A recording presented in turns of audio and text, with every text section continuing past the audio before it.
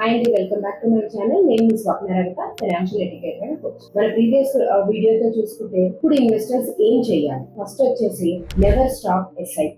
So అందరు ఏమనుకుంటారంటే market down ఉంది, పానిక్ లో ఉంది, స్టాప్ చేయాలి అని అనుకుంటారు. So this is not correct అని. First never stop your SIP. ఇది మార్కెట్ కరెక్షన్ ఉన్నప్పుడు ఖచ్చితంగా మనం అందులో పార్టిసిపేట్ చేయాలి. నెక్స్ట్ వచ్చేసి వీలైతే ఎక్స్ట్రా అమౌంట్ యాడ్ చేయండి. స్టెప్ అప్ ఎస్ఐపి చేయండి, ఇన్వెస్ట్ చేయండి. థర్డ్ వన్ వచ్చేసి ఒకవేళ మార్కెట్ కరెక్షన్ అయినప్పుడు మీ దగ్గర లంసమ్ అమౌంట్ ఉంటే లంసమ్ అమౌంట్ ఇన్వెస్ట్ చేయడానికి ట్రై చేయండి. అండ్ లాస్ట్ ఇంపార్టెంట్ స్టెప్ వచ్చేసి రివ్యూ యువర్ పోర్ట్ఫోలియో.